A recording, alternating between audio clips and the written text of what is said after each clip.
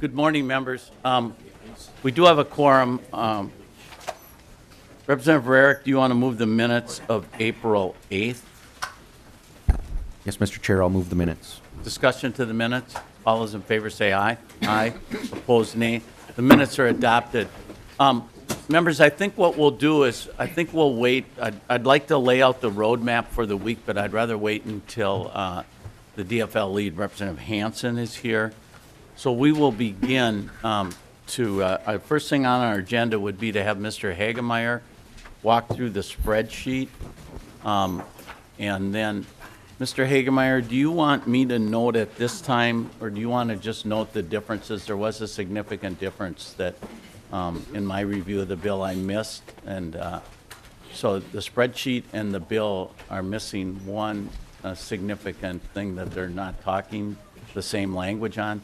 Mr. Hagemeier, why don't you touch on that first? Mr. Chair, yeah, in the spreadsheet, you'll see that we are canceling the future payments for 16, 17, and 18 for the to the closed landfill investment fund from the general fund. That language was unintentionally left out of the bill that actually cancels that those appropriations. So that'll be in an amendment when we take the bill up later in the week, but it is in the spreadsheet correctly, right, Mr. Hagemeier? Mr. Chair, yes. Okay, thank you. We'll begin, members, to the walkthrough will be, Mr. Hagemeier, if you can direct us to what you're looking at, and then we'll let him begin to walk through the spreadsheet, and then we will break somewhere in between to let everybody know where we're headed this week and the plan of our movement. Thank you. Go ahead, Mr. Hagemeier. Mr. Chair, we'll be working off of the spreadsheet here. It's this legal-sized paper that's on landscape with lots of tiny numbers on it. If you look at the spreadsheet on the first page, the left-hand side is kind of descriptions of various changes or programs or things like that. The next set of columns is the February forecast base for 16 and 17. After that, the next set of columns is the governor's recommendations for 16, 17. And then the governor's recommendations for 18, 19. The House recommendations for 16, 17, which we'll basically be working off of for this bill. And then the House recommendations for 18 and 19, which are our tails or anything that says base, that'll be in those outgoing years. Okay, Mr. Hagemeier, I'm going to stop you at that point. Members, what my intention is that we will walk through it. Mr. Hagemeier will walk through it, and if you have questions, why don't you highlight them on your own copy, make your notes, and when he's done walking through the spreadsheet, then we'll take questions from members. It's my anticipation that we will get through Mr. Hagemeier's entire walkthrough this morning. As you know, we have to leave by about 5 to 9, and then if we're able to, Ms. Taylor will begin to walk through the bill somewhat. But our hope is that we will get through Mr. Hagemeier this morning for sure. And then what I want to let you know, we will not be coming back tonight. Our room got taken by somebody with more seniority or more clout than I. And so we would have been up in the 5th floor in a small hearing room that wouldn't have worked. So we will condense our schedule, and we will be coming in tomorrow morning. We will hear a public testimony from the commissioners and the public.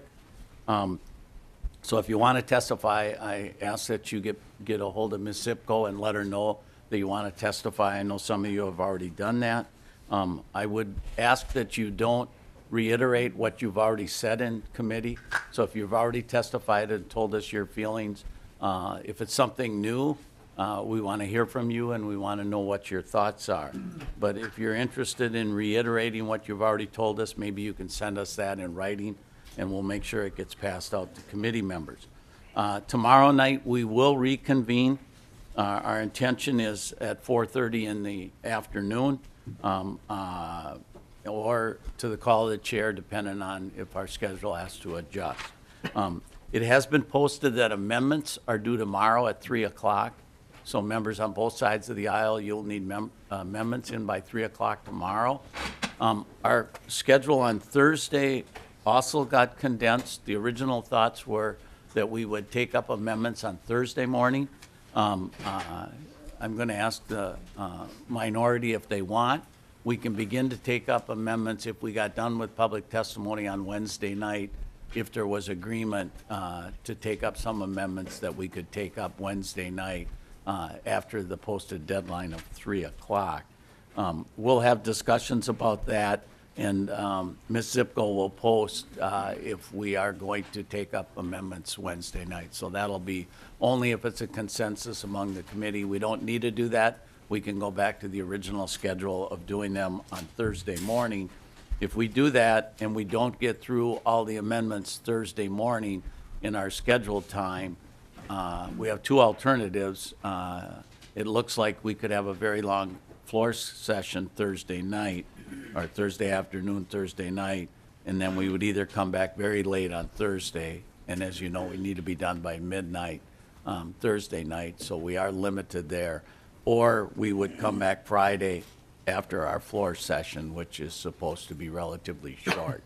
So I know that doesn't sound good to those folks from outstate that need to get home and do work outside of the Capitol, but that's kind of where we're at. So thoughts on the schedule at that point? Representative Hansen.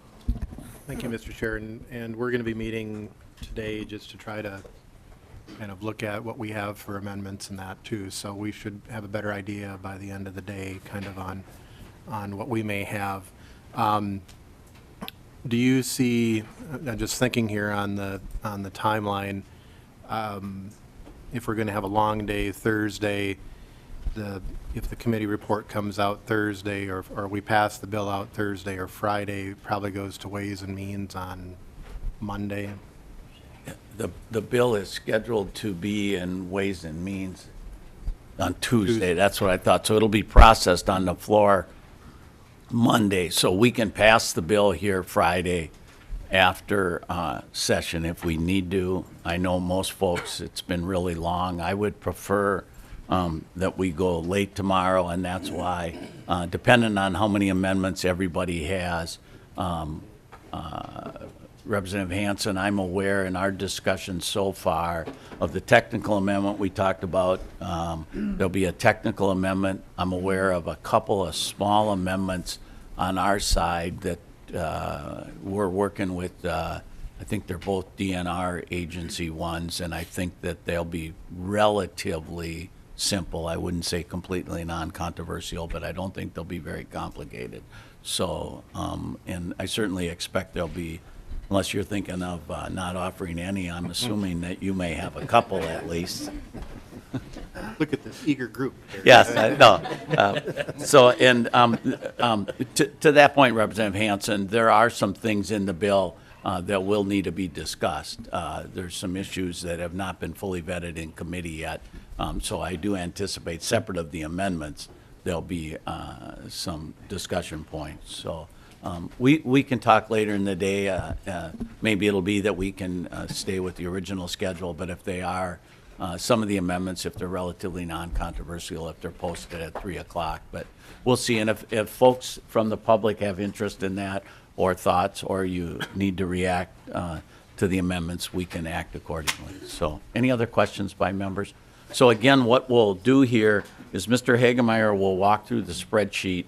We'll let him go through it completely, and then we'll take questions when he's done with his presentation. It's our hope that that will take less than a half an hour, and then we will actually adjourn just before 9 to get the floor session and be back here tomorrow at 8:15 in the morning. And then both Ms. Zipko and I are available most of the day, so if you have questions or concerns on both sides of the aisle, please come forward. Thank you. Back to you, Mr. Hagemeier. Mr. Chair, if we can start back on that fourth column of numbers, the fifth column over, that's the House 1617 target. The first line is the general fund direct appropriations for all the agencies, so that totals $209,800,000. Right below that, there's $37,384,000 of open appropriations. Those are mostly within DNR. Those are also general fund. And then right below that, the third line, you'll see where it's just dashes. Those are zeros. And if you look over at the February base or the governor's recs, you can see that's the payments from the general fund to the closed landfill investment fund. So we're capturing $29,683,000 to spend on those other projects. There's $2 million from the gotta remember what it's called here. It's from a transfer from mining environmental regulatory account. It gets spent within the Land and Minerals Management Division. It's part of a tax bill change from a year or two ago.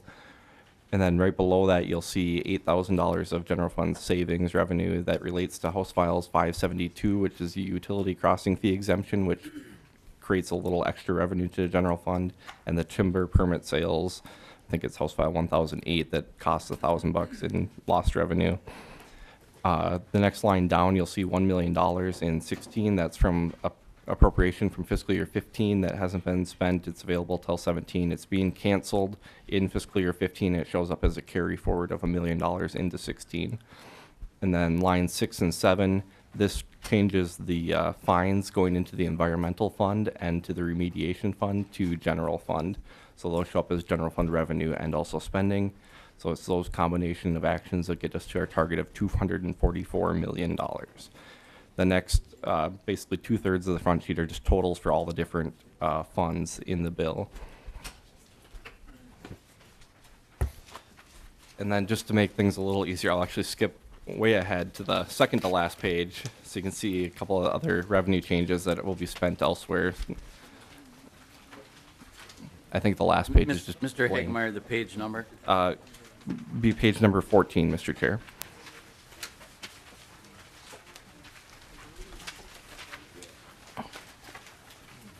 On line 593, there's transfers. The first one is just some authority that was changed from a appropriation for Let's Go Fishing from the Game and Fish Fund. It gives a little broader authority to the DNR to spend that money, but it's no new appropriation. The two that you'll find more interesting are 595 and 596, I believe. It's transfers from the Metro Landfill Contingency Action Trust account of $8.1 million into the Special Revenue Fund, and a transfer of $13,276,000 from the Closed Landfill Investment Fund to the Special Revenue Fund. And I just wanted to point those out before we go into the bill further, because those will be spending out of that Special Revenue Fund, so I wanted to show where that came from. And then if you want to skip back ahead to page number 2, I can start going through the PCA.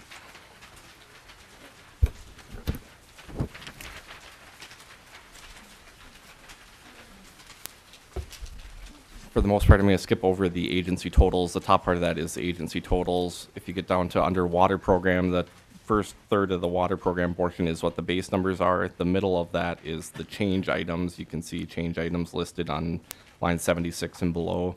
And then the new totals are on the bottom. For most agencies and divisions, I'll just highlight the changes. The governor recommended operating adjustments through the environmental fund and general fund. Those are not included here. There's a cut to the Clean Water Partnership Program from the general fund of $400,000 per year. There's a rider added in right below that, just shows up as dashes. That is a base appropriation. The rider we just included and then made it one time, so you see a negative 913 in the tails in 18 and 19. And then on line 81, there's the water quality standards cost analysis. This is the PCA's portion of House File 616 fiscal note. And then line 82, independent peer review and legislative approval of water standards. It's $2.6 million in general fund direct appropriation each year. That's related to House File 617, the fiscal note for that. And it's the same amounts as the fiscal note. Line 83 is $100,000 for fiscal year 16 and 17 for the River Watch program. And that's all the changes for the water program. If you go to the next page, I can highlight the air program changes. Again, the environmental fund operating adjustment was not included. There's $200,000 the first year and $403,000 the second year from the environmental fund for air program spending increase. This is kind of a standard change that we have every year. The agency collects these fees, but they need legislative approval to spend the money that they've collected already. And then the next 3 lines, you'll see there were 2 separate riders, monitoring ambient air in the metro area and localized air monitoring. Those have both been combined into one rider. So you see the cancellation of the 125 and the 210, and now there's a new rider of 335, the same monetary amount, but just included in one rider instead of 2 riders. And that's the only changes for the air program. If we go to the land program, again, you'll see the environmental fund and remediation fund operating adjustments were not included. The governor had a change item that included $600,000 increase per year. It's a transfer from the petroleum tank release cleanup fund into the PCA's remediation fund. Gets spent on the land program. That's the first 2 change items there, the $350 and the $250 per year. It's related to that. And within that change item, there's also a transfer of $250,000 of spending from the closed landfill administration program to the Superfund administration program, and the governor had recommended an additional increase of $350,000. That is not included here. And that was all the changes for the land program. If you want to go to page 4, that's the EA cross media program. The first line again was one of the operating adjustments from the environmental fund that is not included here. The environmental data services and program improvement was a governor change item. It's at half, the house is carrying it at half the value, and it's one time instead of ongoing. Line 163 was again an additional operating adjustment from the general fund. The next ones are governor's change items that were not included in the House version, the Toxic Free Kids Act enhancements and the EQB environmental review efficiency package. Line 167, you see a line that says product paint stewardship. There's no changes. I was anticipating a change for the governor's recs on that, but it never came that I saw anyways. Line 168, there's MPCA citizen board changes. I know we heard a bill on this in committee. What's included in the language in this bill is different from what that was, and there's $50,000 per year included for those costs for the citizens board. Line 169, you'll see there's a reduction to the EQB interagency technical assistance team. They currently receive $500,000 per year from the general fund. This reduces it to $250,000 per year. Right below that, you'll see a crumb rubber study. It's a one-time $50,000 appropriation to study the health impacts of using recycled rubber on play fields, I believe. And line 171, there's $685,000 per year from the general fund for a new recycling program. Line 172 has $50,000 for 16 and 17 for co-located recycling containers in the Capitol complex. Line 173 is $50,000 one-time appropriation for a landfill diversion task force study, and you'll see the language in the bill for that later. And line 174 is a PCA administration study, and again, you'll see the language for that in the bill, and that's $500,000 one time. And that is all the changes for the EQB, and there are no changes to the administrative support program. If you want to flip to the next page, I can start on the DNR. Again, the top has all the totals for the agency by fund and by type of appropriation. If you go down to line 229, it's the Land and Minerals Management Program. In the change item area, you'll see that the operating adjustments were included. You'll see $52,000 of spending out of the Special Revenue Fund, and it's a statutory appropriation. This relates to the Conservation Easement Stewardship accounts. You'll also see this in Bowser. Line 246 is a cancellation of a $200,000 base appropriation out of the permanent school fund that goes to accelerated school trust work. Again, you'll see that later in the bill. It goes through Department of Administration now. In line 247, there's $10,000 from the general fund for the utility crossing fee exemption reimbursements. The fiscal note for that bill had $10,000 in fiscal year 15 as a cost, so we included the appropriation there so that they can make the appropriate adjustments where they need to. And that is all for the Land and Minerals Management Program.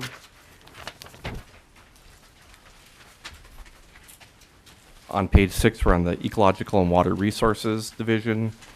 Lines 278 and 279 are the operating adjustments out of the General Fund and the Game and Fish Fund, which are included in the House. Lines 280 and 281 were governor change items that are not included in the House bill. Line 282 is part of the line 280 change item the governor had. However, it shows a reduction of $273,000 from the natural resources non-game account. Basically, that account this appropriates it at the level of funding that's in the account. So that reduction doesn't really have an impact. Line 282, you'll see that double bracketed 50,000. It would be a reduction to of this amount part of the rider where it was 100,000. Now it's 50,000 per year, but it doesn't affect the totals of anything. Line 284 is part of the operating adjustment again from the natural resources water recreation account. And I should say all these symbols on the side are all these funds. If you don't know what they are, the very last page has a fund key too to know what the different accounts are, the abbreviations that I'm using there. NR is natural resources, GF is game and fish, Gen is general fund, and then the dash whatever is the account within the fund. Then line 284 is also part of the operating adjustment. 285 is part of House File 690 is a 404 permitting feasibility study for the state to assume those responsibilities. It's the DNR's portion of that. It's 10,000 the first year and 64,000 the second year. Line 286 and 287 is an appropriation of the natural resources damage account in the remediation fund. There's an account dedicated within the remediation fund to the DNR for work related to some of the issues they've had over the years. There's a statutory appropriation coming out of that account. It's anticipated right now at $453,000 per year. This cancels that statutory appropriation of $453,000 per year and directly appropriates $1 million in 16 and $1 million in 17. You'll see the rider in the eco water section for that, and it goes to soil and water conservation districts. And line 288 is a $50,000 one-time study for lake augmentation on White Bear Lake. And that is all the changes in the eco water division. In the forest management division on page 7, you'll see the operating adjustment of $396,000 in the first year and $800,000 the second year from the general fund. The investments in forest management on 319, the governor included $2 million per year for this. The House bill has $500,000 per year from the general fund increase for forestry. The Minnesota Forest Resources Council, it's increasing their base by $100,000. I believe their base is $580,000 per year. This bill makes it $680,000. And then line 321 is again their operating adjustment from the Natural Resources Forest Management Investment Account. And that is all the changes for forestry. If we go to page number 8, we can look at the Parks and Trails Division.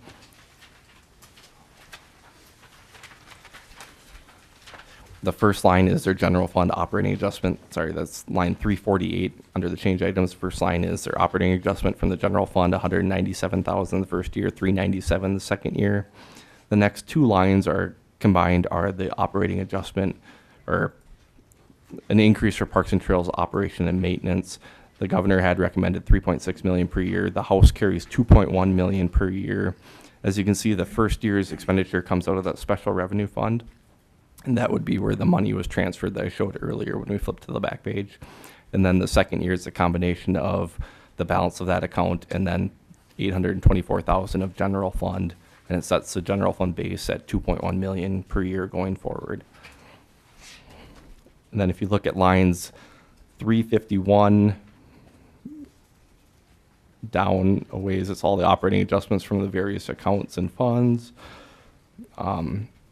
Line 355 is snowmobile trail operations and maintenance. That was an increase for DNR's portion of the work they do. We're not including that there. The governor's change was related to the proposal for a gas tax increase, and since that isn't in our committee's jurisdiction, we don't appropriate the money if it's not there yet.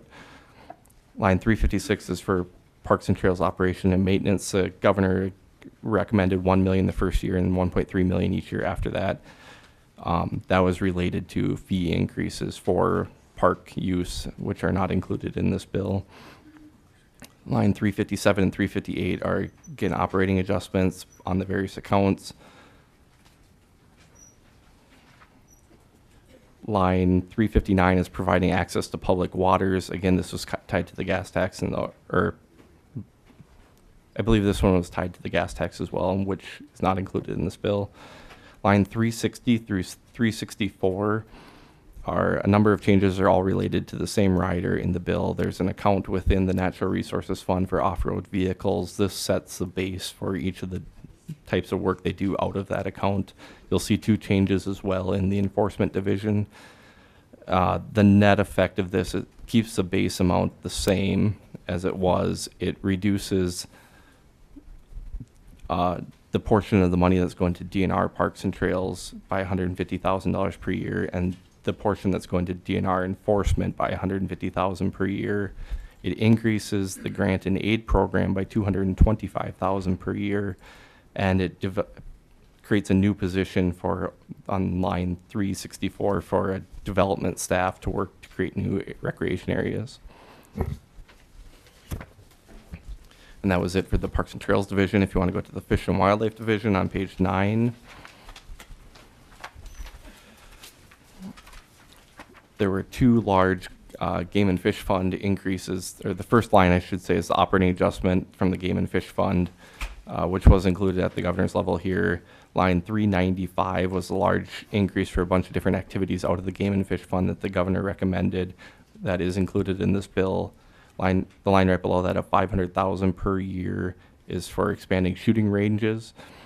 That's also included in this bill. Both of those receive federal reimbursement on those dollars too. So if you go back to that second to last page at some point and look, you'll see how much anticipated federal return we receive on those dollars. Once the state spends them, we get a up to 75% reimbursement for the activities that we did. Line 397 is for a House proposal for $1 million for 16 and $1 million for 17 for shooting sports facility grants. That's under the program that was created last year.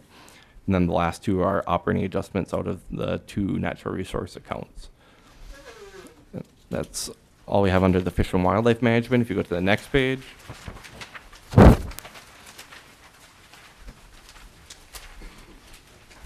We are on the Enforcement Division.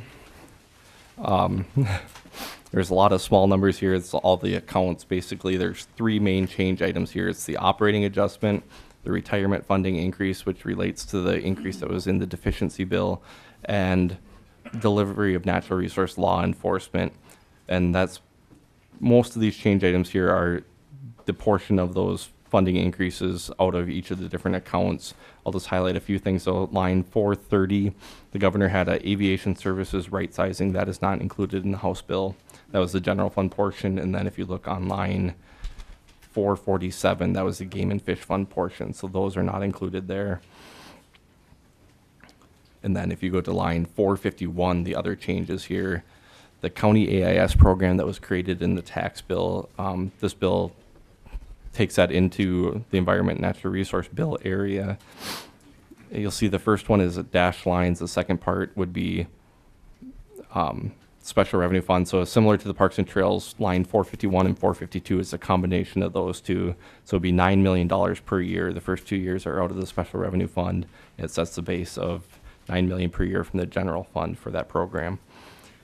And then the line 453 and 454 are the two off-road vehicle account reductions I said earlier for the enforcement that now show up in the Parks and Trails. And that is all for that division. If you go to the Operations and Support Division, there were no House proposed changes there. The governor did have two change items he included, but for legal support costs and citizen engagement and natural resources, those are not included. That is all I have for the DNR. If you go to the bottom half of that page, we'll be under the Board of Water and Soil Resources. The first line you'll see is the general fund operating adjustment for the agency. Line 504, this is related to the Wetland Conservation Act and the enhancement and implementation of that. That's the fiscal noted amount for the Board of Water and Soil Resources. For that, it's $414,000 the first year and $364,000 the second year. Earlier I'd mentioned House File 690, the 404 permitting feasibility study. The line under that is $8,000 and $262,000 for their portion of that work. Line 506 includes $1 million of general fund support for soil and water conservation districts. That's per year. And line 507 has a conservation easement stewardship account. I also showed you this for the DNR. They have spending out of that account of $72,000 per year. It's a statutory appropriation. Line 508 increases the grants to the Area 2 Minnesota River Board by $20,000 per year. The base currently is $120,000. This puts it at $140,000. If you go to the next page, we'll be under the Metropolitan Council Parks. The first line is a decrease in the general fund support for natural resource parks. This is the amount that the Minneapolis Parks Board get. The governor's original recommendations included reductions for both the natural resource fund and the general fund for the Minneapolis Parks Board. Since the natural resource fund is a dedicated account, we included that money but just reduced the general fund portion. And then on line 527, you'll see Metropolitan Water Committee. It's $100,000 per year for that work, and you'll see the language in the bill for that. On the second half of that page, the Conservation Corps of Minnesota, there's no changes recommended in this bill, just their base funding. If you go to the next page, page number 13, we're under the Minnesota Zoo. The governor recommended an increase of $2.825 million per year. This bill includes $1.75 million per year of general fund increase. The second half of that page has the Science Museum of Minnesota. There's no changes recommended there, just their base funding. And then line 584, you'll see the Department of Administration. It's for the school trust land director only. It's the earlier change item that I showed of the $200,000 reduction for DNR lands and minerals, and that now shows up here, and it's increased to $500,000 per year. And it goes to the Department of Admin because that's where the school trust land director position is located. And then line 587 is Minnesota Management and Budget, and this is their portion of the House File 616 fiscal note. It's $3,228,000 for the first 2 years and $6.4 million for the out years. If you go back to where we jumped ahead to earlier, you'll go to that page that has the transfers, lines 597, 598 are transfers of money the agency already have. It shows up as fiscal year 15. It shouldn't be a change right above that, but that's a transfer in of appropriations they already have into a new special revenue account dedicated to conservation easement stewardship. In line 599, you'll see the transfer to the remediation fund, and I need to include the governor's changes, all these as governor change items as well. This is a standard transfer to the remediation fund. The environmental fund always transfers money in there. This is an increase of $600,000 over the governor's recommendation, however, which is the same amount as the fines now going to the general fund, so it maintains the same support level there. You'll see on line 602, there's that cancellation in fiscal year 15 of the school trust land work appropriation from the general fund that carries forward on that first page into fiscal year 16. Line 604 and below are all revenue change items that either the House or the governor included. You'll see on line 609 and 610, 608 and 609 are the general fund or the federal funds that we get as reimbursement for the game and fish fund expenditures. So out of the $5 million that was spent, we received $3 million as a reimbursement, and out of the $500,000, there's $366,000 as reimbursement. And there's an unknown listed for the shooting sports grants. I believe they do qualify for federal reimbursement, but I believe the state is maxing out their reimbursement level under the other appropriation levels. Line 611 shows you the House File 572, which is the utility license crossing fee exemption. It creates some revenue, basically savings in a number of different accounts there, and the $10,000 that shows up in fiscal year 15 that I showed as an appropriation to land and minerals in 16. Line 617 is House File 1008, timber permit extensions. It changes the interest rate from 8%. I believe the bill we heard was at 4%, and the language in this bill carries it at 5%. I'm carrying the numbers as the 4% level. This is what it would change. And I guess the other ones are just related to a few of the other bills below. The special revenue ones are the spending out of the conservation easement stewardship accounts. I believe that's all, Mr. Chair. Thank you, Mr. Hagemeier. Members, any questions? Representative Hansen. Thank you, Mr. Chair, and I want to go back to the Board of Water and Soil Resources. I think it was on 506, the increased grants to SWCDs. I'm just trying to track my memory here that I think Representative Torkelson had a bill to give the SWCDs some authority to set their own budgets, and there was a delete all, I think, to put 11 million in a year Is this 1 million a year the residual from that, for that 11 million bill? Mr. Hagemeyer? Mr. Chair, this isn't specifically tied to that bill, as far as I know. Representative Hanson, if I can address that, members, and then we won't be taking any more questions, so we can all get the floor on time. As you know, this speaker holds a stopwatch, and those of you who want to be there on time, we want to allow enough time to walk over there. We have in this bill $4 million more for SWCDs that was not in the governor's bill. And Representative Torkelson is making recommendations for additional money for SWCDs. I think specifically there's a former program that was a grant program to counties for $1 million that we're redirecting to help SWCDs. So I think there's about $5 million of what arguably is new money. So is that answer that, Representative Hanson? Representative Hanson. Thank you, Mr. Chair. And I saw there was some money from DNR, so you're including that DNR Eco Waters money in that additional grants to the district? The 2 million I believe you're referring to that was on the bottom line, we're redirecting to SWCDs, 1 million a year, yes. We're adjourned until tomorrow morning, 8:15.